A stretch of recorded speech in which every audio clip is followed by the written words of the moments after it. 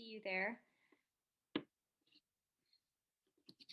we go. Sorry, a few problems there. No problem. Not to worry. All right, so we're going to get started. I was going to wait for Paul, John, and Art to join us, but I'll just start now. They're deep in a long AGM meeting that we have at the moment, so they'll join in a minute. So welcome everyone. We have students here from New Brunswick to BC, so it's very exciting. It's my honor to be hosting this Woodland Career Panel for students. My name is Erica Dixon. I lead the communications and some development work at the Ontario Woodlot Association. I joined the OWA from a journey, my own journey, from finance to business consulting to, agriculture in Australia, New Zealand, and Costa Rica. And I've come home, and now I have this deep sense of home, and that's what brought me to the OWA, really because their mission is to help people connect and care for their forests. So I would introduce Art. So Art is the vice president, Paul is the president, and John is the executive director. And they might pop in and discuss the free membership that all the students here will get today. But keep an eye out for that because that will come in your emails. So we have from 3:30 to 5 p.m. For this session. So we're lucky to have Donna, Ronnie, and Heidi to give us their perspectives from their careers, a little bit about their journey through the forestry industry.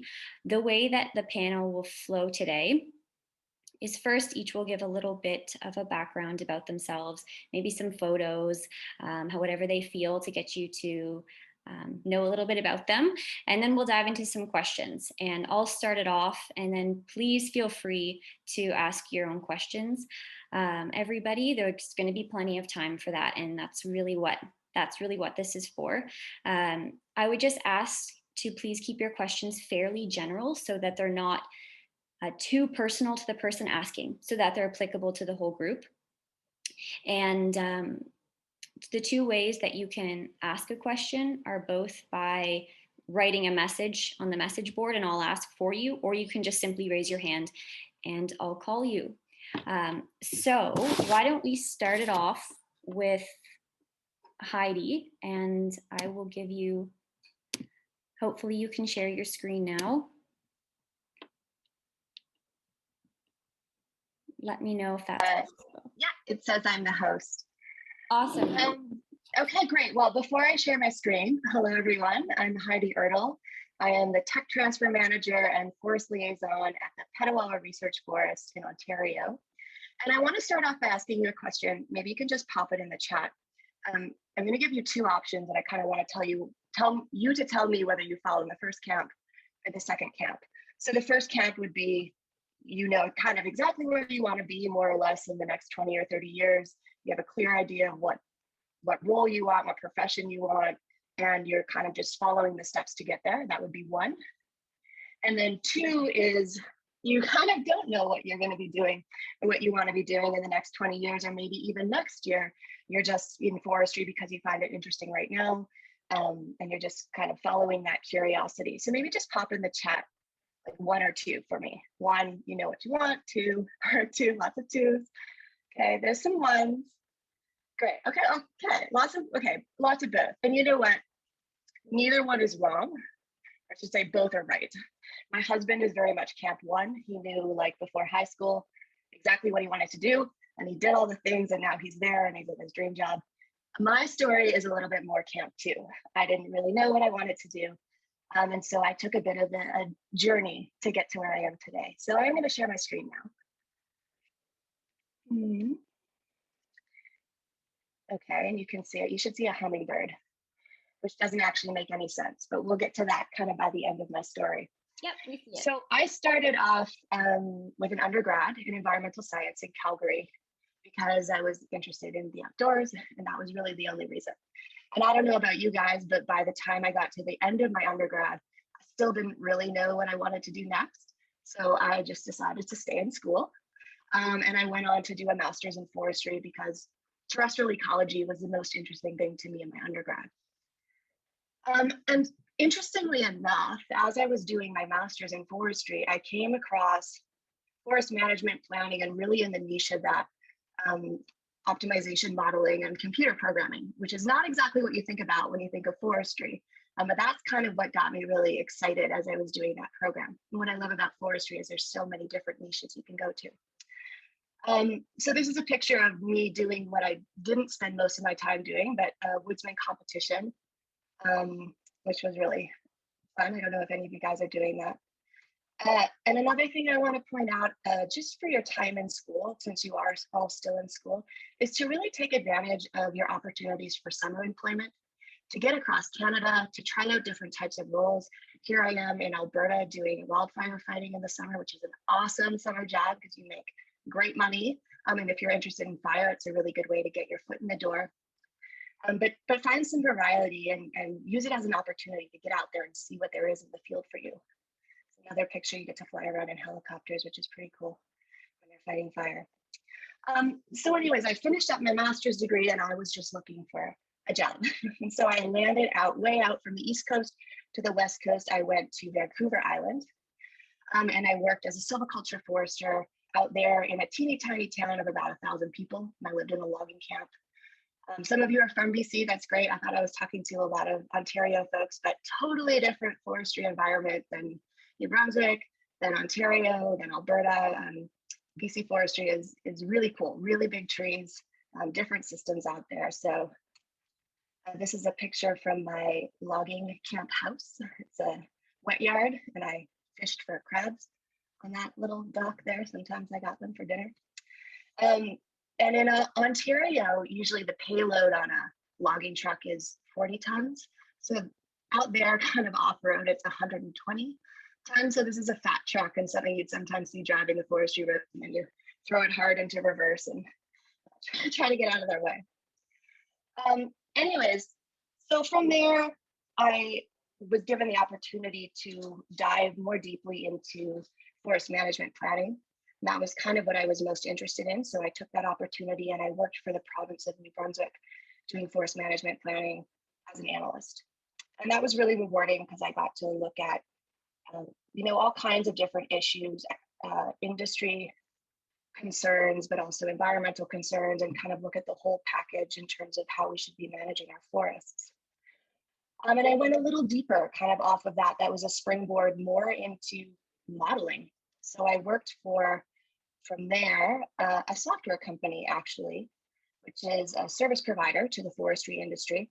Not sure if you've heard of RemSoft or maybe worked with Woodstock, but they are the global leader, a global market share leader in forest management planning around the world for strategic planning, tactical planning, and operational planning.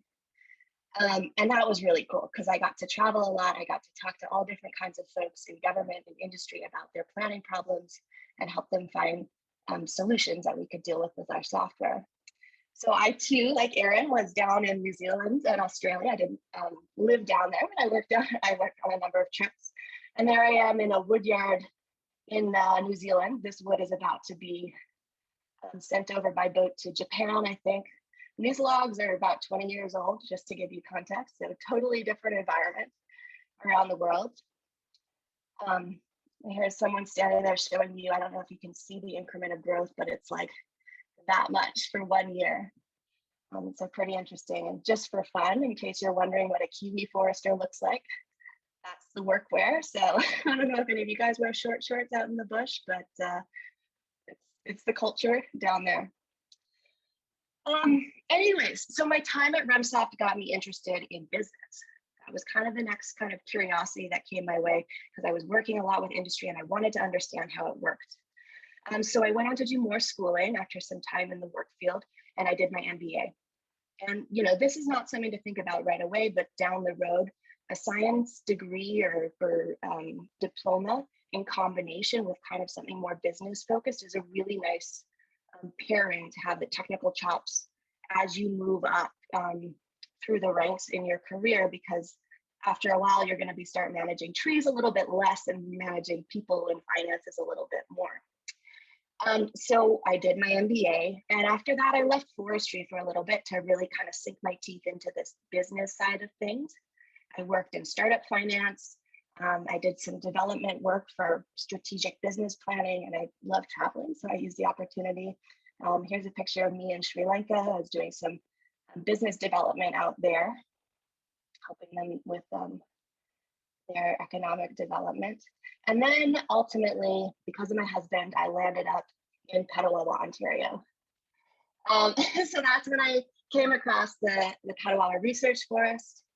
And for those of you who don't know the Petawawa Research Forest, we're one of 3 research forests in Canada. We're about 2 hours west of Ottawa, and Great Lakes, St. Lawrence region forest. So think pine, oak, really, really beautiful. One of the most beautiful places in the world, in my opinion. And I'm working here now as tech transfer liaison and tech transfer manager and forest liaison, which really is kind of building on my technical skills, but also the business side of things. And I'm looking a lot at partnerships, how to work with different organizations and researchers to advance science and forestry research according to CFS interests, which are around climate change, the bioeconomy, industry competitiveness, species at risk, all of these sorts of things we're trying to tackle and look at important questions relevant to that in our forest. So here's some more just beautiful pictures of the PRF. Pine for days. And I'm gonna leave you with this. I'm circling back to my hummingbird, kind of back to that idea of a circuitous path. So Elizabeth Gilbert is an author. You might not know her name, but she wrote Eat, Pray, Love, which I've actually never read, but I'm sure you've heard of it. And she talks a lot about finding your career. And she used to talk a lot about passion. Like you have to find your passion, follow your passion. You know, for her, it's always been this burning passion to write. And she kind of says, you know, after a while, she realized she was bumming some people out because not everyone has that one burning passion, that really clear path. And for folks who have that, great. But for folks who don't, they still, you know, can add a lot of value in the work world. And she calls those people who don't have that one burning passion, but more just follow their curiosities, to be hummingbirds. And that they're really important in the work world because what they do is they cross-pollinate ideas and ways of doing things across industries, across regions. And so kind of to close, whether you were Camp 1 or Camp 2, I want you to know that don't worry about the next steps, just kind of keep doing your very best and following either what's the next best thing or whatever path is laid out for you. Yeah, I wish you well and I look forward to questions, but thanks.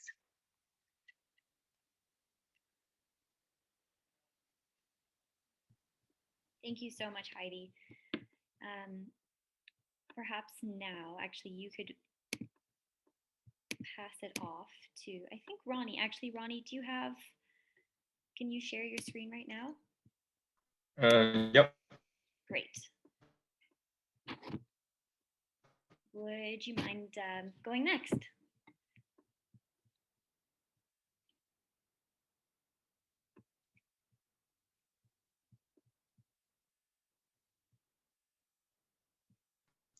I'll try doing that right now. Not a problem. At least it's not yesterday. Yeah, nothing there or anything right. So can you see? Sorry? At least it's not yesterday where half of Ontario had a reception outage. Oh yeah. Yeah. So. Oh yeah, Rogers. Right. Yeah. Yeah. One of my colleagues. You're right. All right. Well, I guess it's my turn now, and just a little bit of introduction. My name is Ronnie Huang, and I am the business manager of Halburn Forest and Wildlife Reserve.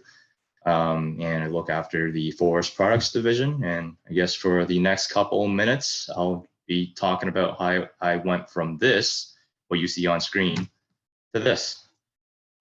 So yes, what you're seeing on the left-hand side picture is a crappy little handsaw where I'm trying to desperately chop down that tree. and then my journey to actually wielding a chainsaw. Not actually, but that's kind of how it developed, how my career developed.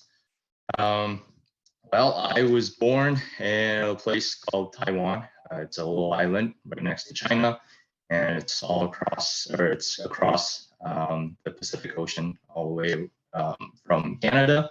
And I was actually raised in Vancouver, but then there was a little bit of back and forth, and I eventually ended up back in Taiwan to do my undergrad in forest and resource conservation, and spent a little bit of time there, explored the forests in Taiwan, and these are a couple of photos of Taiwan's forests. Now, Taiwan is a small island with a mountain range that runs all the way from the north to the south. So there's quite a bit of diversity in terms of your biodiversity and your different forest types and stuff like that.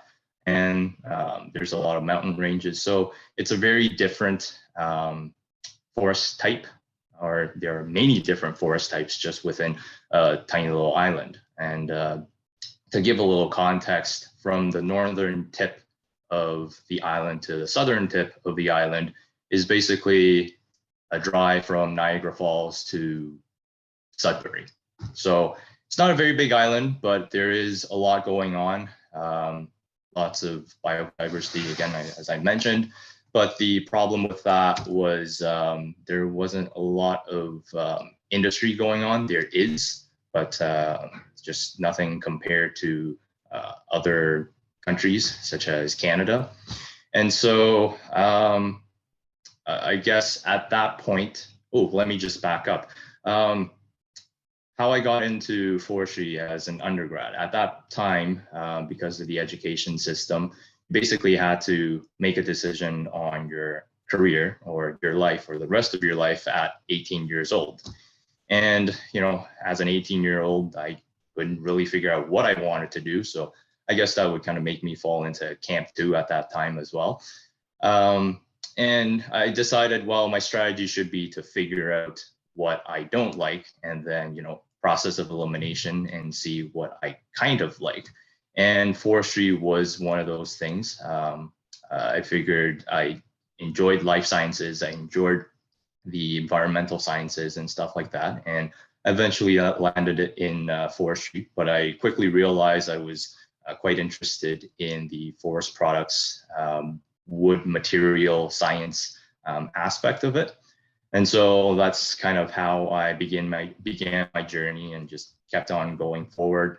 And then back to where I left off, there wasn't a lot of forestry in Taiwan. A lot of bans were in place because it was overlogged in the past. And so it didn't contribute to a healthy forest industry. So, well, I figured I might as well go look somewhere else where there are a lot of trees. And it happened where I was raised in Canada, happened to have a lot of trees. And so I decided to make my journey back to Canada, but this time on the East Coast. And one of the reasons being that there was a baseball team in Toronto, in Ontario. Believe it or not, that was actually a big incentive for me. I'm a big baseball fan. And I figured I was raised over in Vancouver, over on the West Coast. I figured I'd give the East Coast a try. And so after fulfilling all my duties in Taiwan, where I have to go through military training and stuff like that, I was able to make it out to Toronto, where I did my master's in forest conservation at the University of Toronto. And I think it was a great experience because it allowed me to really immerse myself into Canadian forestry and understand the different landscape and just the different industry, forest management regimes and stuff like that. So it was a year and a half program, 16 months, give or take. Excuse me, give or take. So I enjoyed that. I figured I was on the right path, and I got to go a lot of baseball games, so I was happy as well. And then, after that, I decided I want to stay in Canada. I want to see where I would end up. It seems like there was still a lot to explore. Canada is a big place. Ontario is a big province. And so I figured I'd stick around. Wasn't in a rush to go home just yet.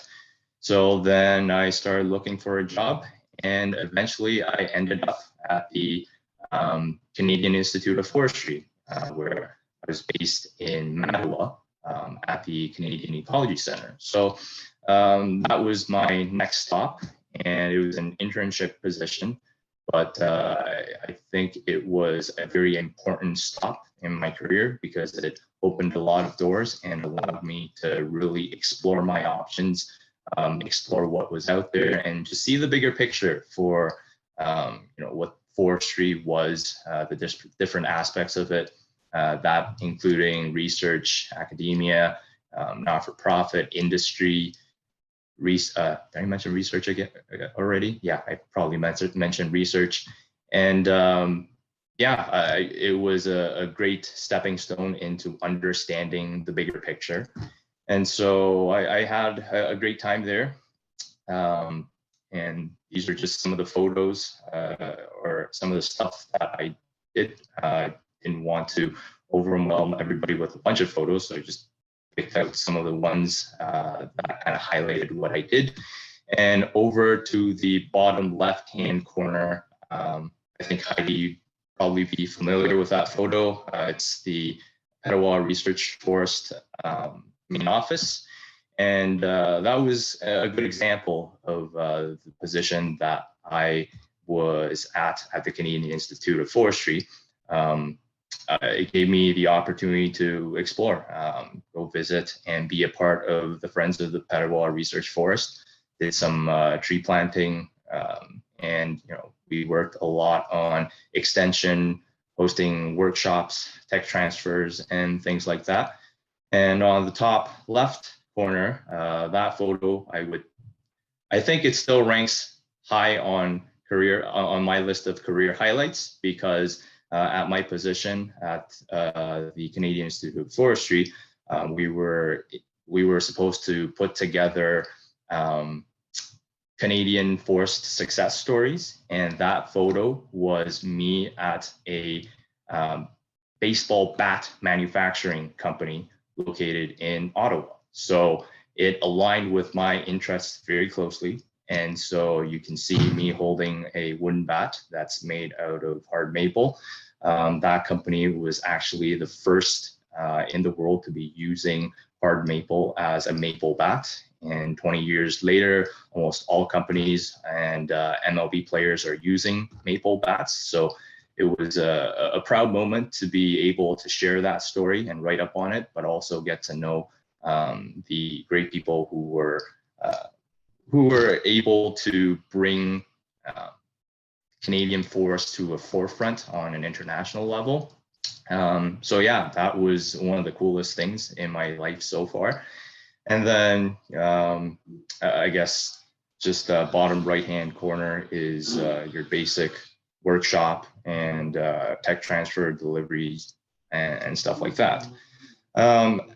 After that, as my contract was expired, moved on, and ended up in Haliburton Forest and Wildlife Reserve. I knew that from that previous position, going back to my strategy of kind of eliminating what I'm not as interested in and trying to figure out what I might be a little bit more interested in, I realized I want to get back to forest products, wood products. And so I ended up at a sawmill. I started as a log yard coordinator, so basically kind of coordinating logistics, coordinating log trucks, the yard, sorting for logs and things like that. And then eventually I transitioned into my current role as business manager. And so I look after a wide variety of projects and tasks, which includes the log yard, but also overseeing a log home business that's part of Haliburton Forest, and then also providing support and assistance for the two other mills with logistics, business operations, sales processes, and things like that. And I think I'll leave it at that and pass it on over.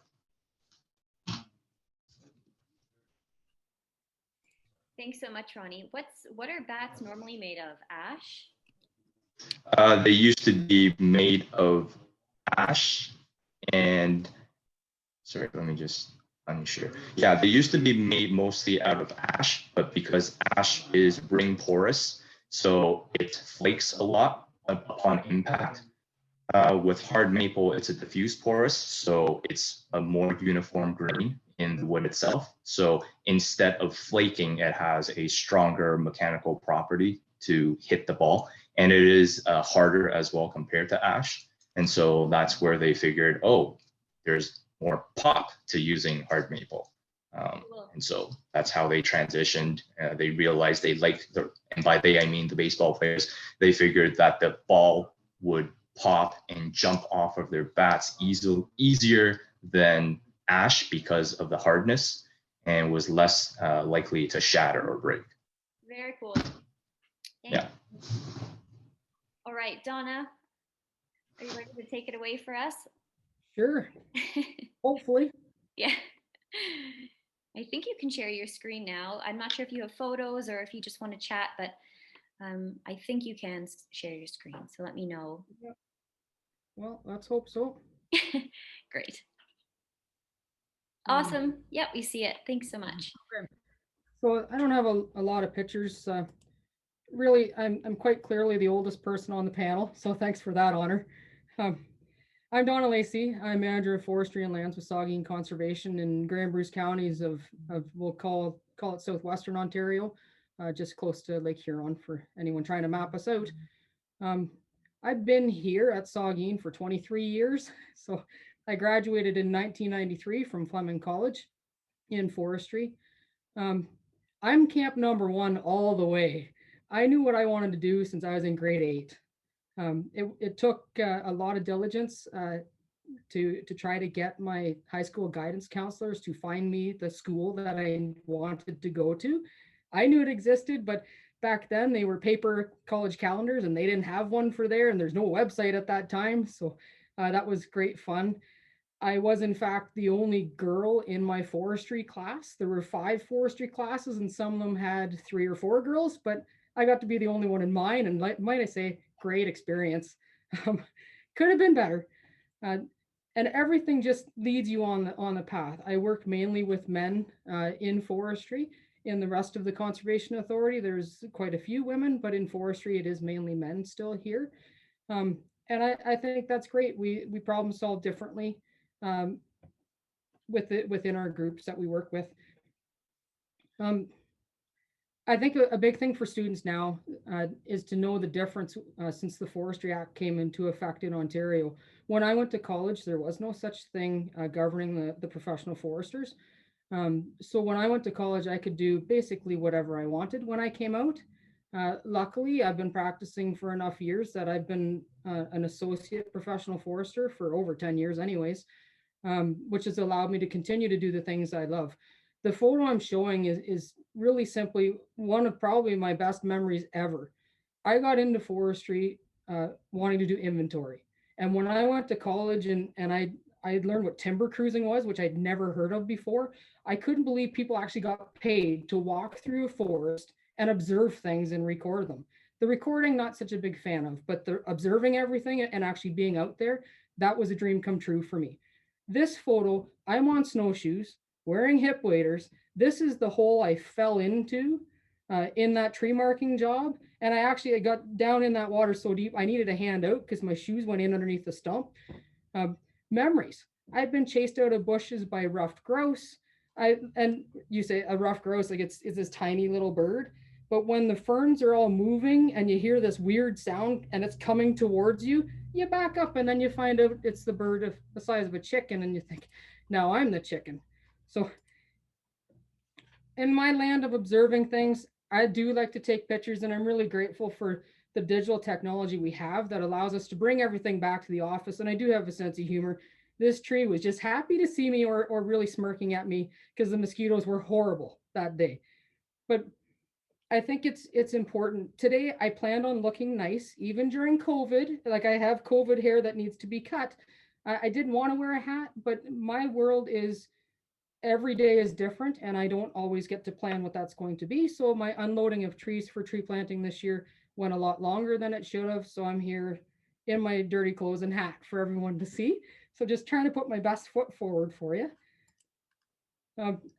I still like tree planting is an awesome season. It's probably one of the busiest. Anything can go wrong and everything does go wrong, but it's still incredible. The downside of tree planting is I miss most of the spring wildflowers. Now in forestry, so many things are all about the trees, but in forest inventory, it's all about everything in the forest ecosystem. So I get to observe all of the birds, all of the plants, all of the shrubs, everything that's there, and the trees. Trees are still the best part of the forest as far as I'm concerned, but bloodroot is one of my favorite wildflowers. Jack in the Pulpit's got to be the best one. I'll never outgrow that. So that's a thing for me. Ronnie, you guys have both traveled everywhere.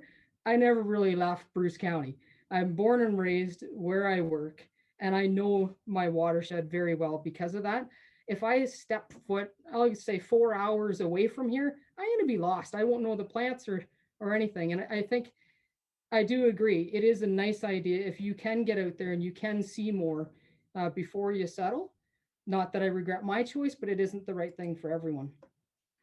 So I did mention the things that I pay attention to, and water, of course, is always a big part of a conservation authority. We're watershed based.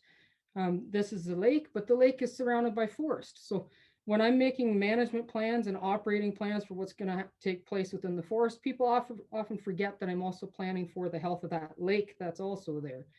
So the downside of my job and my career path is 70% of my time I'm doing what I love, or I used to do what I love. Now that I'm getting older, I upscaled to management, which means now I'm more like a 50% paperwork and 50% outside. As a technician, 70% outside, 30% inside. I would give that paperwork up in a heartbeat, any of it. I don't want to do any of it at all.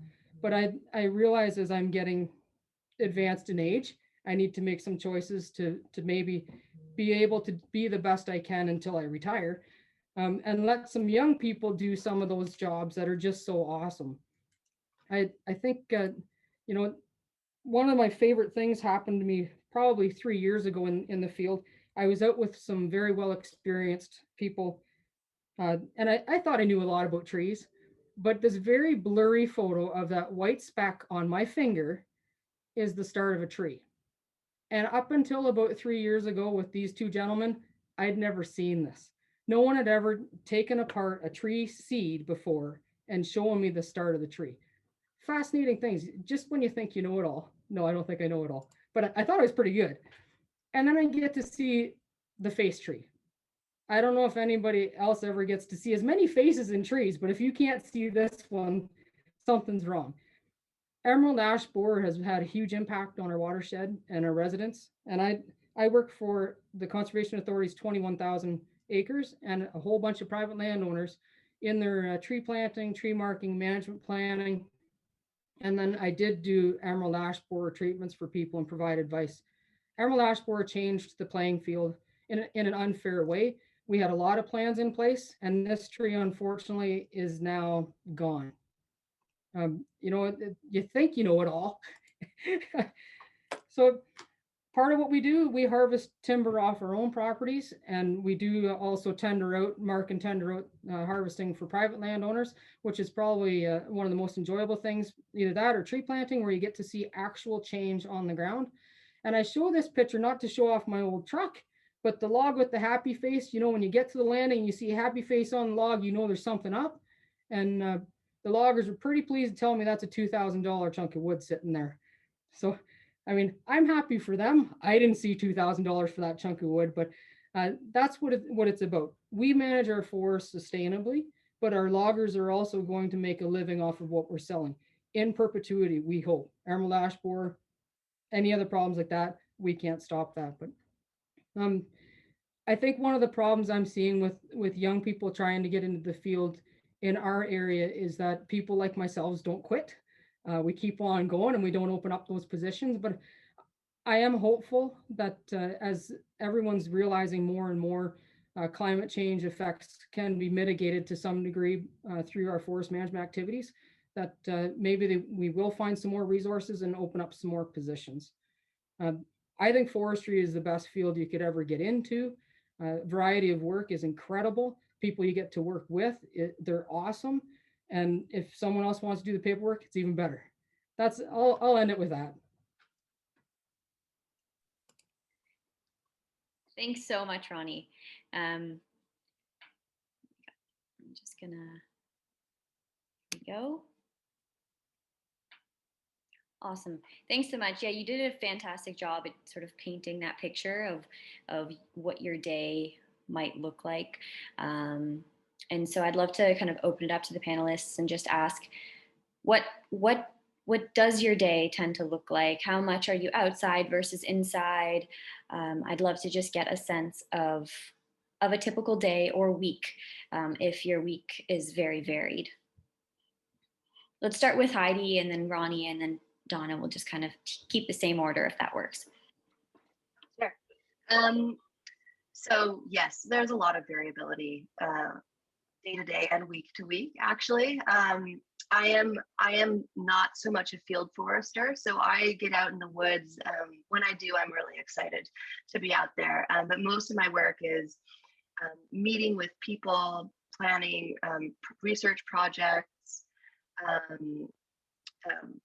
pushing paper, doing some of the financial planning. But you know, for some folks, that's actually really interesting because you can, from a strategic standpoint, start to I can manage the PRF towards a direction that's in alignment with a lot of these really important research questions that we're asking.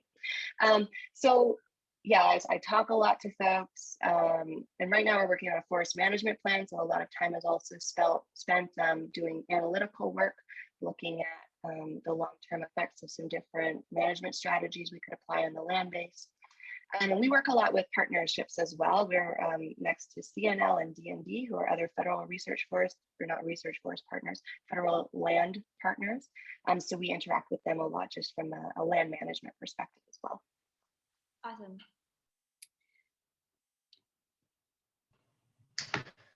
Yeah, for me, it varies a lot as well. So there's no real typical day, but I guess there are a couple of things that we do.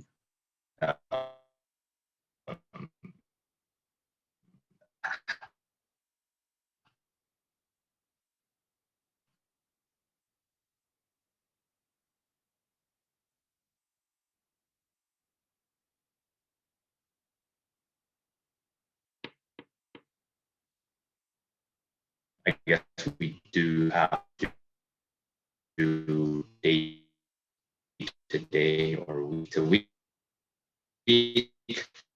Now, a lot of that variability depends on season, especially season or season. And then I was out in the yard pretty much the whole month trying on our land value. So that would have been so yeah, it's quite different.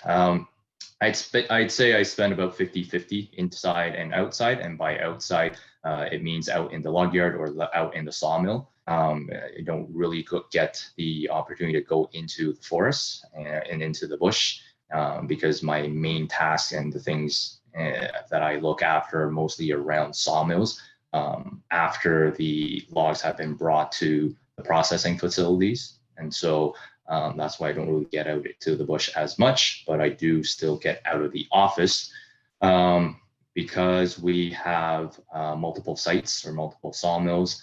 Some of my time is also allocated to traveling between these sawmills and going through some of the planning, logistics, or even just special tasks such as setting up an FSE program. And so there's quite a mixed bag of things that I do and things that I oversee. And in fact, like I mentioned earlier, I also oversee a log home business that's part of Halliburton Forest. So that also takes up some of my time as well. Just trying to keep track of financials, production schedules, raw material procurement, and things like that. And then also there's still a bit of paper pushing, administrative side. It's necessary to keep things going. And so, yeah, it's kind of split up all over the place. Cool. Thanks, Ronnie. So my day-to-day kind of varies on the season. So right now we're kind of still ramping up for tree planting season. So morning is getting everybody together. We don't hire people in specifically for tree planting. We do it ourselves. So this year's a light year. We're only going to do a little over 30,000 seedlings and about 1,000 tall stalks. So with a crew of like 3 people, that's a lot. But so morning, get everything rolling. Lunchtime while everyone else is eating, making phone calls and checking emails. Thank goodness for a cell phone to be able to do that. And then we all get back, and at night then reaching back out to landowners and working on the next day's work. During the warmer months, we do management planning for private landowners heavily to get them involved in the tax incentive program that Ontario has. And then once we're getting closer into fall, it's tree marking for ourselves and tree marking for private landowners.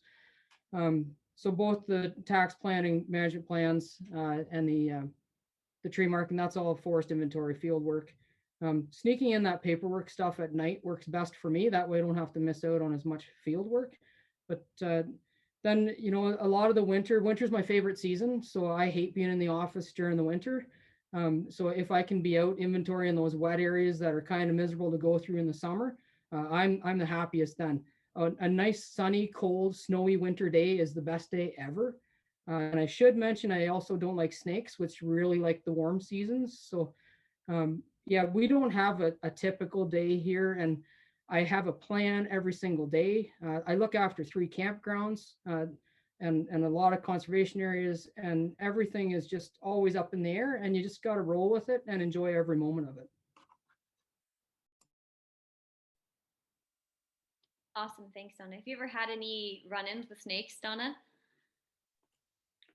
I have got amazing pictures of mating snakes, of like the balls of snakes when they just come out in the spring.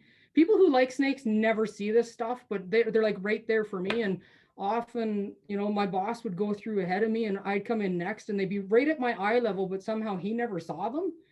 So I see a lot of snakes. I'm really lucky. We don't have a lot of Massasauga rattler down in our watershed. It's just a little bit to the north for us. And I don't care. It's not that they're going to kill me outside of a heart attack. I just don't like them. I don't kill them. I don't like them. I do say they're like the smooth green snake is a beautiful snake once I know it's there and I got my distance. Awesome.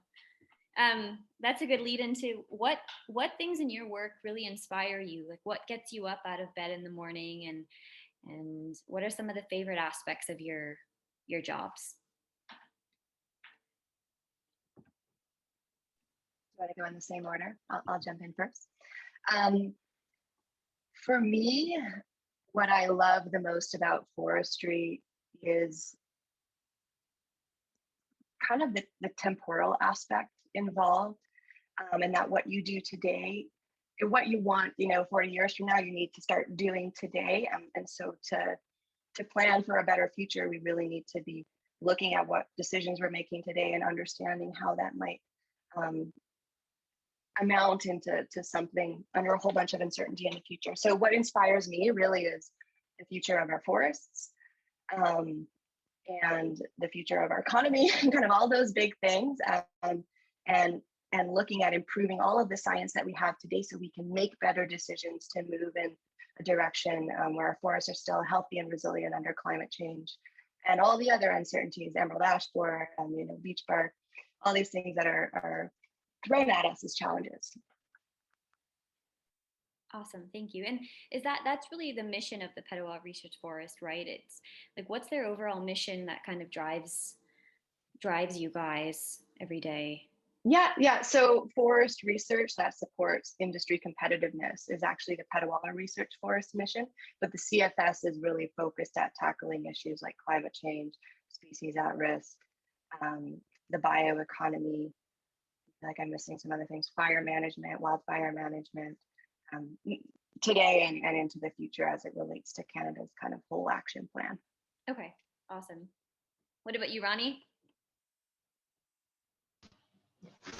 For me, as I mentioned a little bit earlier, I'm a forest products guy. I'm a wood materials guy. So that just basically means I like wood materials in general because I am fascinated by the versatility of wood material products, of what we can do with it, whether it's biomaterials, CLT, or just your regular green lumber or your regular 2x4s. That's recently just crazy right now. You can't even get at Home Depot. Yeah, that is the, I guess, main motivation because I'm intrigued by wood materials in general. And so being at kind of the beginning of that supply chain, I think is a very interesting and fascinating experience for me. And then on top of that, in this position, there's just so much diversity in terms of what I get to do and then what I encounter, as well as what I might be doing next. Because I think Halliburton Forest is a growing company, so there are a lot of opportunities. There are lots of different doors to open. There are lots of different ideas to be shared and implemented. And so to me, I think that is what challenges me and inspires me. There's a lot of diversity and variability on my day-to-day and just long-term. Fantastic. Do you guys do any non-timber forest products, or is it primarily timber? So on Halliburton Forest property, or the company is kind of split up into two divisions. We have a tourism division, so they manage like recreation, campsites, dock sledding, and things like that. So in a way, it is kind of a non-timber product, if you will, even though it's not like a physical product. We have a small sugar bush, so we produce maple syrup, and those would be what I would say is non-timber product. Awesome. Yeah. Thanks. Donna? So my favorite day, my best day ever, what I look forward to is being in the forest. I don't care what kind of forest it is, just being out there. The second best part would have to be if I have a landowner, or we'll just go less knowledgeable person, or even actually more knowledgeable person, and either they're sharing with me or I'm sharing with them, or we're both sharing, and we're just learning. And you can learn so much from someone just by walking and listening to what they have to say. But watching people's faces light up as they learn some things that they always want to know, but they never asked before, but I'm standing right there, so you might as well ask me. It's incredible. And I do know there's so many apps out there right now that do teach people these things, because now people will say, what kind of bird is that? And I'll tell them what kind of bird it is. And then they'll check the app and they'll go, oh yeah, you're right. Thanks. But it is pretty awesome, right? So I do actually know a little bit about what I'm talking about. It's nice that they know that. But I just being in the forest, I mean, it's the best. Awesome. And now let's talk about some of the tougher aspects of your job. What are some of the things that might be a little bit more difficult or not as desirable? Yeah, so I work for the federal government, which has a lot of pluses associated with it, but it is a beast of a bureaucracy, and things that seem like they should be very simple and straightforward and you could just do in industry are extraordinarily difficult to do. So I would say that, but you know, it's part of that world. But for me, those are the biggest challenges, are kind of the government policy hoops that need to be jumped through in order to make things happen. Awesome. What about you, Ronnie? Well, I guess this is kind of related to the pluses that I just mentioned, but with a lot of variability and diversity comes with chaos. And so I think sometimes there's a point where there's too much chaos and variability, and sometimes that can be challenging. But I think it's just, I guess, different mindsets. You try to think on your feet and take each pitch try to take each pitch one at a time. Sorry for the baseball metaphors, but yeah, that's kind of the bigger challenges that do pop up every once in a while. And I think the other part is just kind of understanding and reminding yourself the mindset that sometimes there are decisions that are made based on being business. It's just business. It's nothing personal. It's nothing like against anybody. It's business at the end of the day. So it's just something that is worth reminding yourself every once in a while when you're trying to develop any business strategies or make sales or decisions. So yeah. That's so interesting. It's interesting how the structure of the organization often determines its challenges. Yeah. Thanks, Ronnie. Well, what about for you, Donna? So I already listed snakes, so I still get one more. My biggest challenge is we are revenue dependent, and it is very hard in some cases to sustainably manage your forest when you have significant demands on your revenue. So yeah, that's a really simple one, and that's not anything anyone can overcome for me. But yeah, paperwork related though. Yeah, and the CAs all are their own small business, right? So your tree marking, your tree planting, your managed forest plans, like that's all you essentially. That's how you make your money, right? That's correct. All of the private landowner services that we do are fee for service, and then our timber sales, and that's how I keep all two of us employed. Fantastic. Well, you're doing a great job.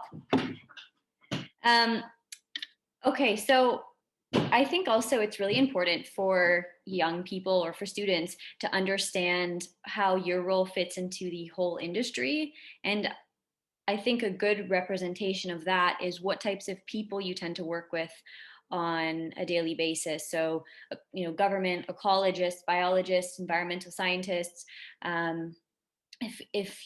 If you guys could all just kind of talk about the different people you tend to interact with. Yeah, so predominantly beyond like the team at the PRF, which include foresters and forest technicians who manage the forest, because we are a working forest, we spend most of our time working with forest researchers, because that's really what the purpose of the forest is to provide research opportunities.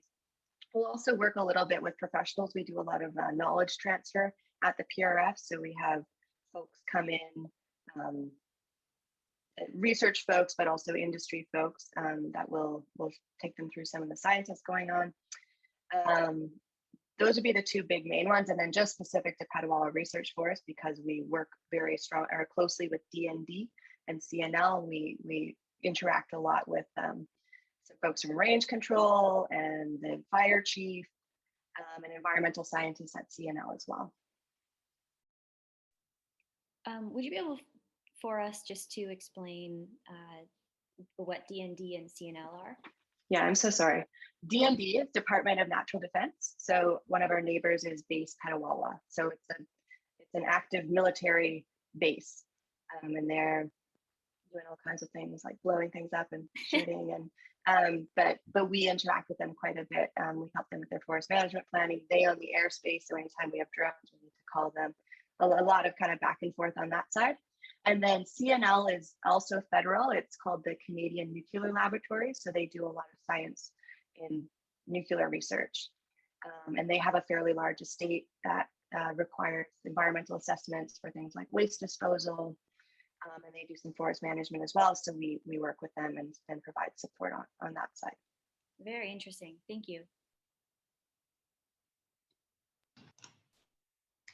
For me, I guess people that I deal with on a day-to-day basis or a weekly basis, most of them would be contractors. So they would include loggers, truckers, and general tradespeople, because I look after or I assist in parts of logistics as well. So I deal with a lot of flatbed truckers. And then because I also look after the log yard here in Haliburton, I have to deal with log truck drivers and who brings in logs.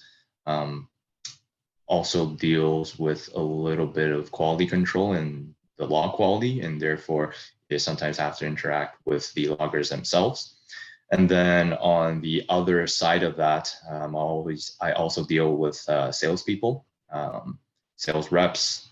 Pre-COVID, I also dealt with the general public because Haliburton Forest is emphasizes and values research greatly and education. So we'd host tours through the sawmills or through forests, and we used to host a lot of research groups as well as college groups as well.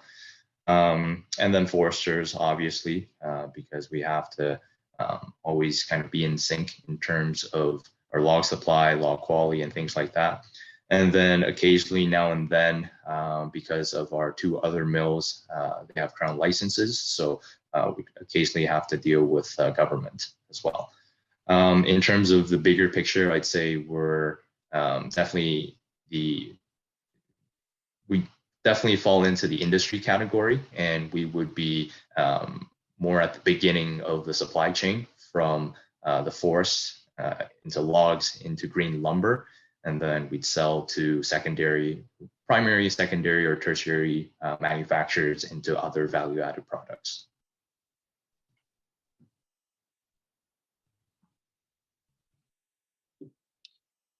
Awesome. Good. So I work with darn near everybody, it seems. We're governed by municipal representatives on our board of directors, so I get the joy of dealing with mayors and deputy mayors and councilors. I work with loggers. Obviously, if we're tendering wood sales, we're also supervising the harvest of that. Some of those are my best interactions, really. A good logger can teach you a lot about things that, again, you thought you knew. I work a lot with landowners.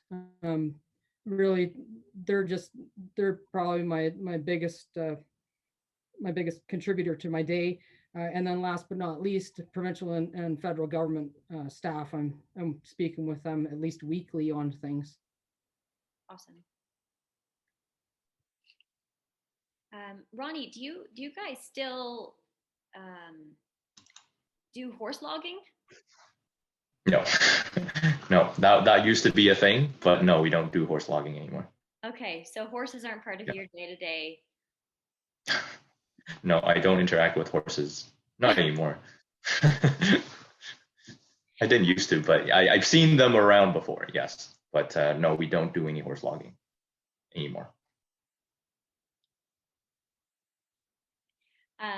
So yeah, I have a few more questions, guys, and then please, all the students, feel free to start putting your questions in sort of the message board, and then I can call on them for you, or start to raise your hand if you have questions that come up. So I had a question around skills. So what are the key skills that you've developed that are really important in your job? And what key skills are really critical in your role that you see that you need kind of on a day-to-day basis? So for me, one of the big ones would be just being abreast on kind of all of the latest science research, not all of it, but having kind of a handle on what's being worked on, who's working on it, where we are at in solving various problems in forestry, because I work a lot with researchers and also to kind of figure out where the PRF can fit into that space. That's probably the biggest one. I am a manager, so all of the things it would be true for any job in a management capacity, dealing with people, managing finances, these kind of softer skills are important, and they take time to learn. And I think you just learn them by finding a really good mentor to help you along the way and learning from your own mistakes. I would say those are the main ones relevant to my role right now. So I'll pass the baton. Thanks, Heidi. Yeah, I would echo what Heidi just mentioned in a manager role, dealing with people, obviously looking at financials and thinking a little bit long-term strategy and things like that. So those are definitely important and are required on a day-to-day basis. For me, a big one is being able to adapt and think on your feet, because as I mentioned, sometimes there's chaos and things can change very rapidly, and you just have to be able to roll with the punches and just figure something out, basically.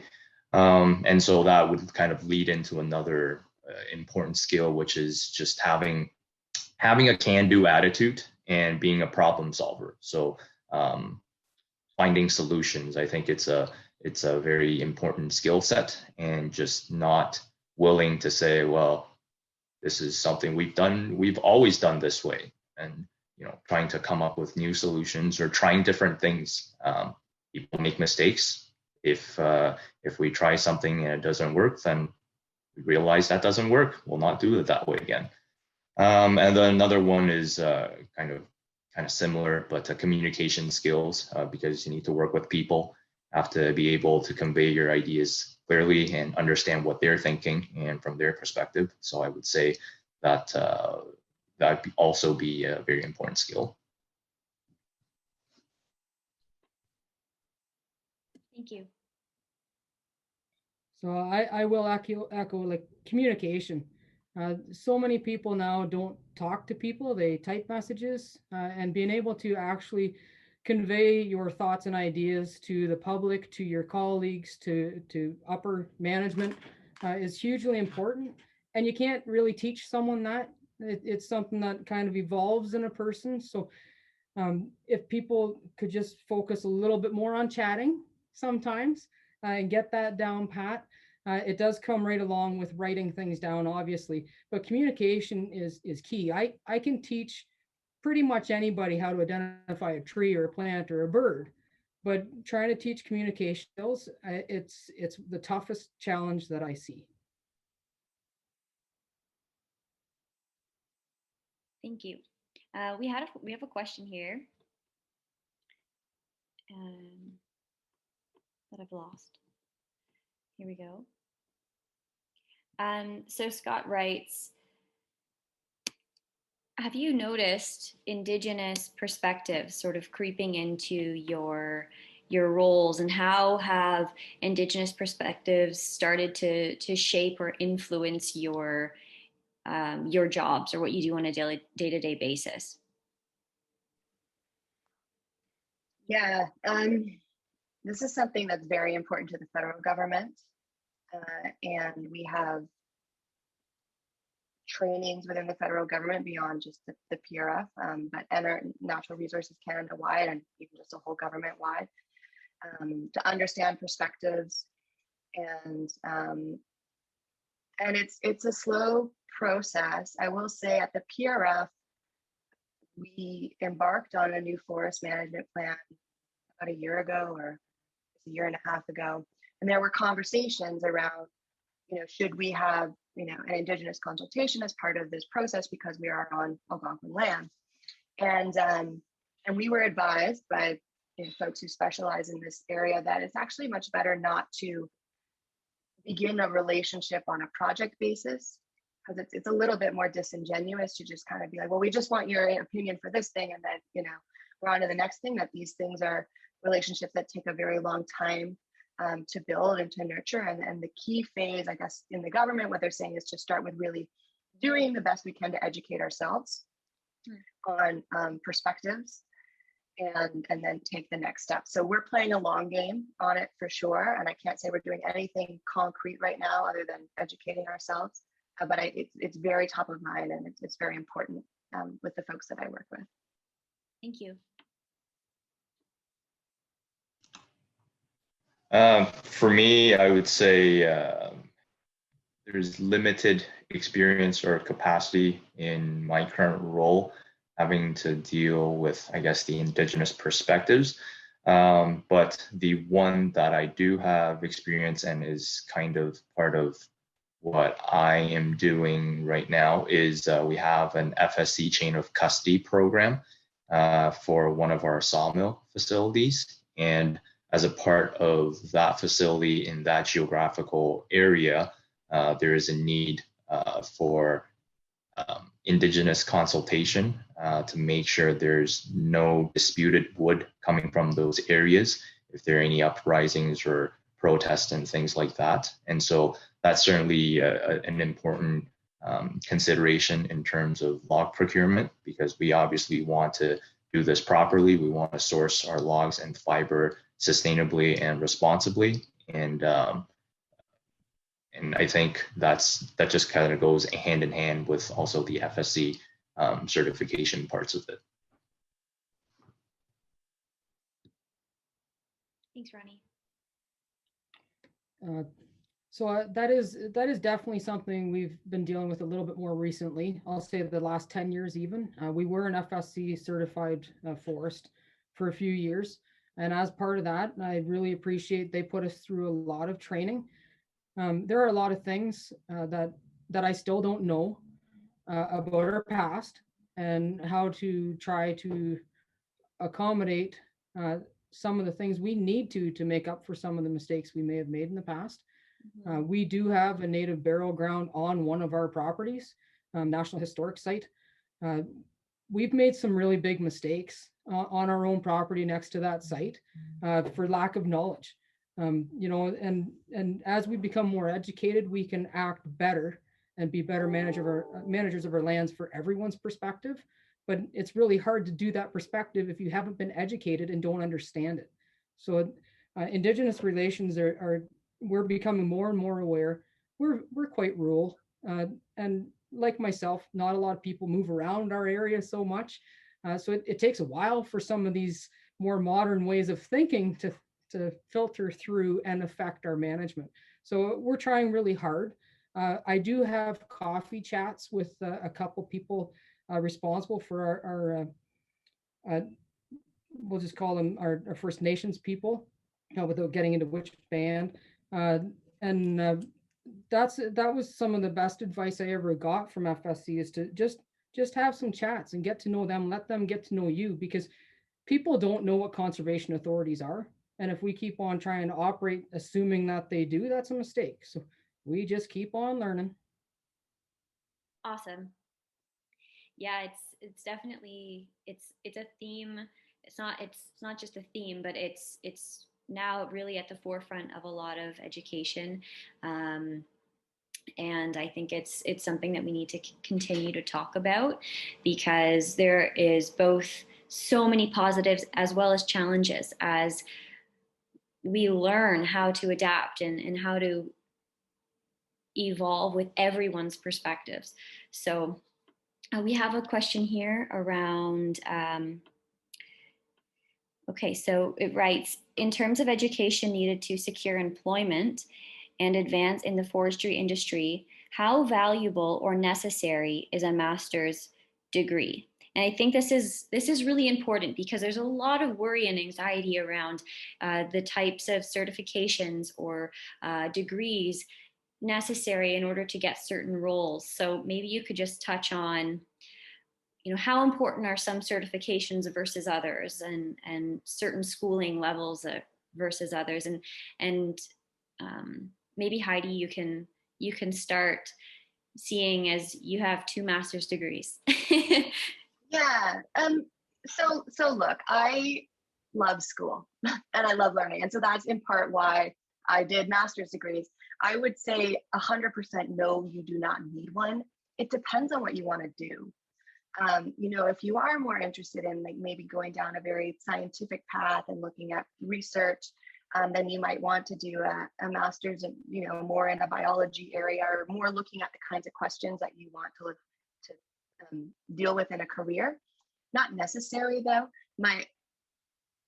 My advice here would be, one thing you might want to avoid is oversteeping your education and underdoing the experience. I think you should at least try to kind of keep the two even, because as you work and do the experientially or learning, that might guide you a little bit more towards like, what do I want to learn more about? What are the gaps in my knowledge and my expertise, you know, if I want to get to a certain different type of a role. So to start off in the field, I would say absolutely not necessary, unless you had in mind, you know, something a little bit more strategic and in research. That would be my 2 cents.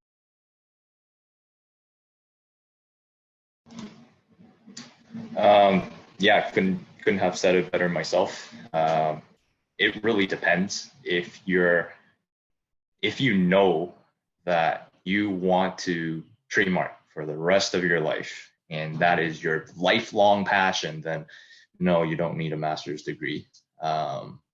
So it really depends on what you're after, what your interests are. You know, it also kind of goes back to, again, that strategy, figuring out what you don't like and maybe steer away from that to figure out what you might like a little bit more, and then fill in the gaps, like Heidi mentioned. Now, a master's degree opens different doors, and again, it depends on what you're looking for. But then I would say that certifications such as a registered professional forester, RPFs, they certainly do open different doors. They help. You don't necessarily have to go out there and approve management plans or anything, but it shows a commitment and dedication to the profession. And I think employers really respect that. So just something to also keep in mind. Well, I'm glad I go last. You guys already said it all. Realistically, I'm a college grad. That's all I have. I did not enjoy school. Forestry and forestry college was great as far as school goes, but if you know what you want, then that is awesome. They're exactly right in what they said. I knew what I wanted. Did I think I'd ever end up being a manager with more paperwork? No. But you do also have to take a look. If you can do it and have the education so you can be there, let's say before you have the experience and number of years that I put in, then you can move into those other roles when you want to or you need to. But I never would have made it through a master's degree. Well, Donna, maybe you can describe also the difference between an associate professional forester and an RPF, and really what is the difference and what's the scope between those two roles? So an associate has basically practiced professional forestry, so been in a decision-making role for 10 years or longer, and has a couple of foresters to sign off on that experience. And then we're limited to our scope of practice that we've put into our application. I made a very wide application because what I do here is quite a wide variety of tasks. So I can practice the same forestry as a professional forester. I pay the same dues, which I think are quite high. Be warned of that ahead of time. I have to be able to pay for it. But you getting those 10 years of professional experience in this area working under a forester is not all that easy. So I was lucky enough that the people I worked with had also become associates, and they accepted a few associates and a full RPF. So okay. And perhaps Heidi, you could also touch on when is an RPF not needed in the forestry space, because it's not always needed, and so maybe you could touch on that. I might not be the best person to talk about this. I know Canada, we have different RPF designations provincially. So an RPF in BC is very different than like an RPF in New Brunswick. My understanding is it's the authority to make decisions. We don't really deal with it at a federal level because lands are managed provincially. So I might pass this on to Ronnie or Donna. They might do a better job. No, that helps. That helps also because it helps to understand the different levels. So kind of going back to the fact that you're federal, it helps to kind of paint a picture of why it's not necessary and in which role it wouldn't be. Yeah, Ronnie, do you have anything to add to that? Well, for what I do, I don't actually need it. So I think that answers the question.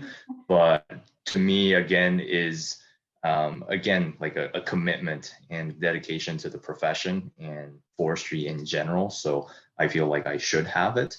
And yeah, so you don't need it, but again, it earns the respect of employers, you know, when you see that on your resume. Okay. And how does one go about acquiring an RPF designation? Ooh, okay. The specifics you might want to in Ontario, you obviously want to go on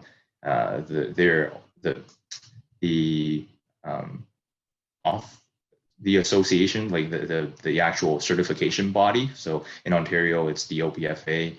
I think BC might be ABCFP or something. Anyways, the specifics you obviously want to consult with them directly. They have the most up-to-date and correct information on that. In Ontario, when I did it, when I went through the process, there were kind of two routes you could go. One is if you attended a accredited program, you could kind of accelerate the process because it's been accredited and they accept the education as credits and your experience in working towards an RPF. And then there's the traditional route where you don't go through an accredited program. You have to submit, I think, matrices of your work experience, have a mentor sign off, have a sponsor sign off, and things like that. So yeah, it is certainly a task that requires a little bit of effort, but I think all in the end, it is worth it. Awesome. Thanks so much. And I missed a question that was relating to the master's degree. So someone said here, if you are doing your master's, do you think that your thesis topic sort of can direct or limit your future career options? Again, it depends. If you know you want to be an entomologist in some specific like fancy area, then by all means, streamline and focus and get really specific. It kind of depends what other skills you have as well. I didn't find my masters were in any way narrowing or limiting. They kind of channeled me more on the path that I wanted to go on and gave me the skills, but it's a tough one to answer. I would say definitely do one in a topic that you're interested in, because there's no point in doing one in a topic that you're not interested in going further down that path, but it's not necessarily going to limit you. I would say about PhDs, sometimes PhDs are actually a deterrent for certain roles. You become overqualified and you're seen as being too narrow and niche to do a lot of roles. So usually if you go for a PhD, you want to have something really kind of razor focus that you want to work at, but a master's is a little bit more general typically, and the skills you get are transferable, that kind of research capacity, critical thinking, that stuff. So anyways. Awesome. Okay, so Ronnie, do you have something to add? No, not really. I guess it's just kind of echoing what Heidi had mentioned. I would say it's not limiting at all. If anything, it can help direct you in the stuff that you are actually interested in. So take me as an example, my thesis or capstone was on sawmill residue and finding opportunities for secondary manufacturing and stuff like that. So that plays right into my role right now, like in production, in manufacturing and things like that. So I would say it's not limiting. It can certainly help, but then I think the skills are transferable because it does prove that you are able to do research, critical thinking, and solve problems. And I think that has, I almost would say, more value than the actual topic itself, because it proves you're able to put together a research project. And I think that says a lot. Fantastic, thanks. So Rainer asks, if you could, what would you tell your younger self, especially with regards to certain skills that you wish you had worked on developing earlier on? Do you want to start, Donna, just because we just talked? Is that just because I'm old? I stared at the question when it came up, and I actually, I'm not sure.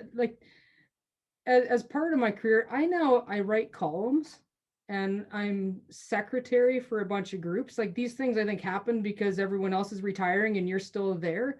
But some of those things that I really, really disliked, maybe I should have worked a little bit better on my English, and in my writing of, I'll call them fluff pieces instead of technical documents, because I find technical documents just roll off because they're what I really enjoy doing in a language that I normally speak. That is a really tough question for me. So thanks for passing it on to me, Heidi. You have to go first every time.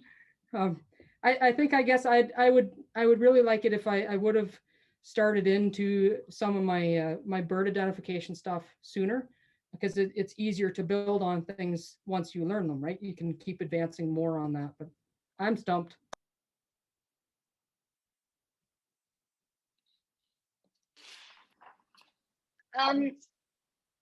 This isn't so much a skill gap, but something I do wish would tell my younger self. Maybe is like not to stress out so much about it. I spent a lot of time just like really worrying about my future, and where I was going to end up. And I think, if you have a good work ethic and a good attitude, that things will just happen, and you don't need to worry so much necessarily. That would be one thing. The other one, I started off in my career and I was like a real perfectionist, and I really wanted to do an excellent job, and I'd always like shoot for the stars. And in trying to be so great, sometimes I missed like some of the basic skills of, like be on time, do what you say you're gonna do, like these kind of basic time management. Don't take on more than you can actually commit to. They seemed boring to me at the time, like, oh, anyone can do that. But in hindsight, they're really important skills to master. Is just start by doing no harm, to do a good job at the basics, and then you can, whatever, try to get fancy or do like really exceptional work. But that's what I would tell myself.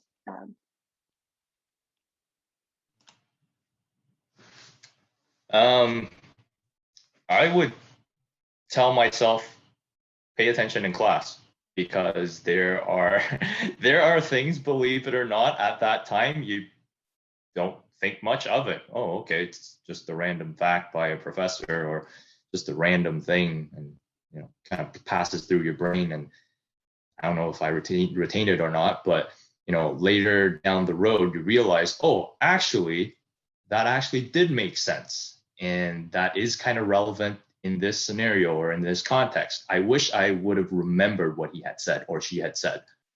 So I would say pay more attention in class. Not saying that I was a poor student in class, but there are things that are valuable when you have the opportunity to listen and take in on experience and knowledge from people who have already taken in that information and processed it. I think certainly helps, and you just really never know when you might come across that information to be useful, especially if you will be in a position or in a job where it is relevant to your education. Then a lot of times it does come in handy. The other kind of skill or knowledge that I kind of wish I did have, or maybe have audited class in, would have been more financially related. So like accounting wise, corporate financing and things like that, more finance related, because once you reach a certain level in a management position, those are the things you have to be able to think strategically. And I think those skills would have come in handy in what I'm currently doing right now. Awesome. Thank you so much, everyone. It's almost 5 o'clock, so we're going to wrap it up now. And if you guys have more questions or sort of deeper questions that you'd like some more time to answer, then send me a message. I'll write down my email for you guys, and I can connect you to the speakers to kind of ask them further. John, I see you're here. If you'd like to just say hi to the group. John is our executive director, and maybe you could touch a little bit on the student membership. Yeah, for sure. Thanks for the opportunity there, Erica. Great discussion. I caught the last hour. Our annual general meeting ran about a half hour over, so I didn't get to come in at the start. But just say thanks again to the panelists, Heidi and Ronnie and Donna. Great answers. Great job. I learned some things, and I've been around, well, quite a while. And great job, Erica, facilitating. And thanks to all the students for participating. And it's our first try at something like this. It won't be our last. It really went well from what I can see. But yeah, for participating, the panelists, if they're not already members of OWA, and all of the students get a free 1-year electronic membership with the OWA. Show our appreciation. And we'll just enter your name and emails into the database, and you'll get the Woodlander and all our newsletters and everything else that's going on. So I think that's just a way that we can show appreciation and also kind of promote ourselves. We have some good products and services, darn good products and services, and Erica's helping us make them better. So, but just a great job, everyone. Thanks so much. And yeah, that's pretty well all I have to say. Thank you, guys. I really appreciate your time. This has been incredible. I learned so much, and I look forward to continuing to connect with you all. And we really, especially in this time, it's really important to come together and help each other grow. So thanks so much. And students, keep an eye out for the email for your membership in your email. Thanks so much, everyone. Have a wonderful night. Bye-bye.